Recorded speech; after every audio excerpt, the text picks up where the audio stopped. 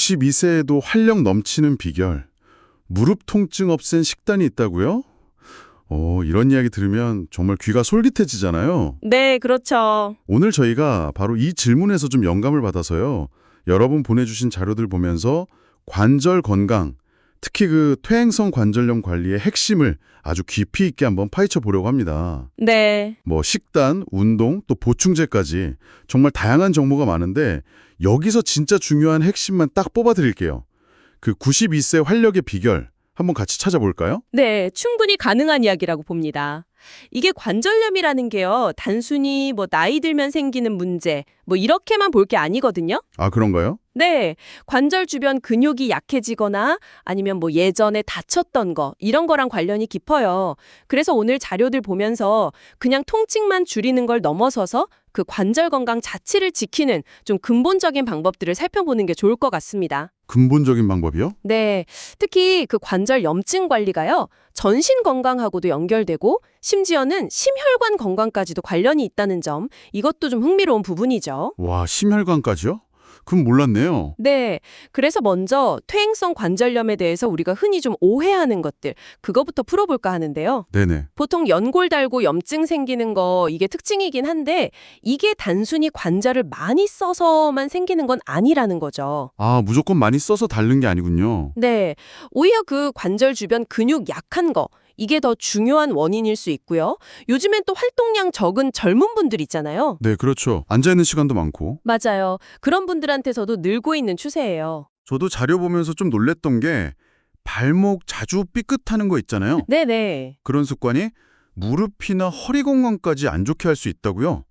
이게 어떻게 다 연결이 되는 건가요? 아, 그게요. 발목이 좀 불안정하면 우리 몸이 자기도 모르게 걸음걸이를 좀 바꾸거나 다른 관절에 부담을 주게 돼요. 아하, 보상작용 같은 거군요. 네, 그쵸. 그런 보상작용이 오래되면 결국 무릎이나 허리에 과부하가 걸리는 거죠.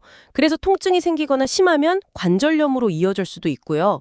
실제로 발목 관절염 환자분들 보면 상당수가 예전에 발목을 삔 경험이 있다는 연구 결과도 있거든요. 그렇군요. 네. 그리고 관절염 통증이 정말 심할 때는 거의 출산의 고통에 버금간다고 할 정도니까요. 연골은 또 스스로 재생이 안 되잖아요. 네, 맞아요. 그러니까 예방하고 관리하는 게 정말 중요하다고 할 수 있습니다. 그럼 무릎에서 뚜둑 소리 나는 거예요. 이건 다 걱정해야 하는 신호인가요? 관절염인가요? 아, 그 소리요. 통증만 없다면요. 너무 크게 걱정은 안 하셔도 될 것 같아요. 아, 정말요? 네, 그 관절에 간에 기포 같은 게 터지는 소리일 수도 있고요. 아니면 힘줄이나 근육이 뼈랑 이렇게 스치면서 나는 소리일 수도 있거든요. 아, 근데 만약에 삐걱거리는 느낌이랑 같이 통증이 있다. 이러면 좀 주의해야죠.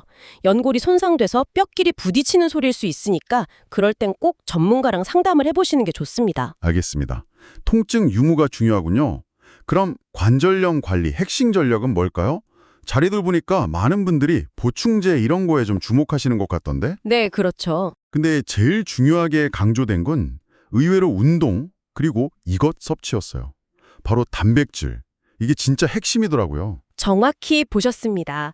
맞아요. 보통 연골 자체에만 집중하기 쉬운데 사실 관절을 안정적으로 딱 받쳐주는 건 주변 근육이거든요. 아, 근육이요? 네.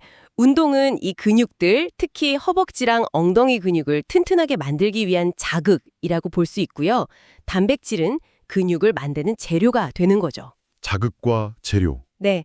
둘 중에 하나라도 부족하면 효과적으로 근육을 키우기가 어려워요. 그러니까 운동만큼, 아니 어쩌면 그 이상으로 단백질 섭취가 중요하다고 할 수 있습니다. 근데 이게 생각보다 많은 분들이 특히 관절염 위험이 좀 높으신 노년층에서 단백질 섭취가 부족하다는 거 그게 좀 마음에 걸리더라고요.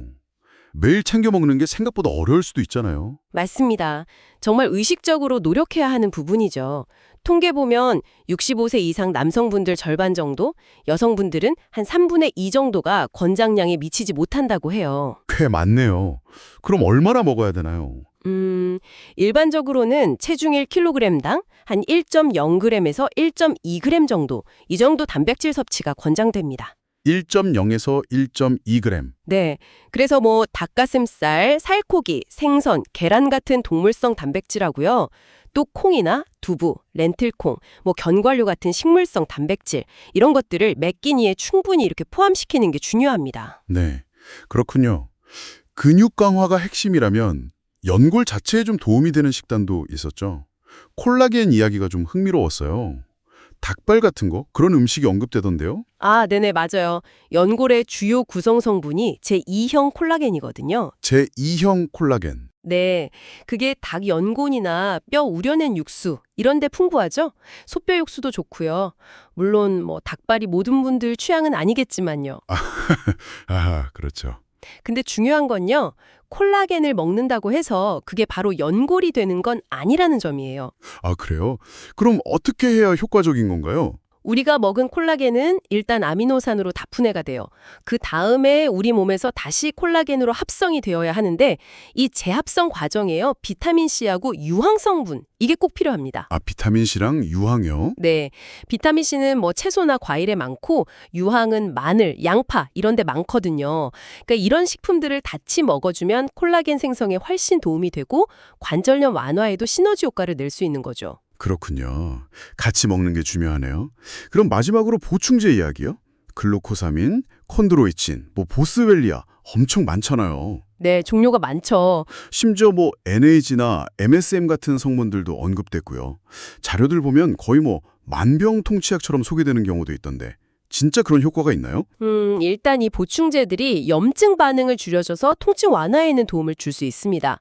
말씀하신 NAG나 MSM, 식이유황, 또 강황 같은 것도 항염 효과는 입증이 됐고요. 아, 항염 효과. 네, 이런 항염 효과가 관절뿐만 아니라 아까 말씀드린 전신염증 관리, 더 나아가서는 심혈관 건강에도 좀 긍정적일 수 있어요.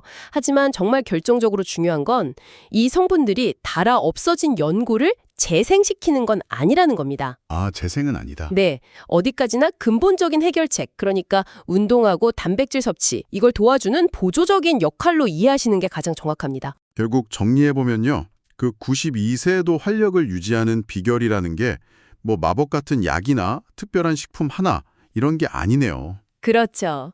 관절을 튼튼하게 지지하는 근육, 이걸 꾸준한 운동이랑 충분한 단백질 섭취로 잘 관리하는 것, 이게 핵심이고 바로 그겁니다. 여기에 이제 콜라겐 합성을 돕는 식단, 그리고 필요하다면 항염 효과에 있는 보충제, 이걸 더하는 통합적인 접근이 필요하다. 이런 말씀이시죠? 네, 맞습니다.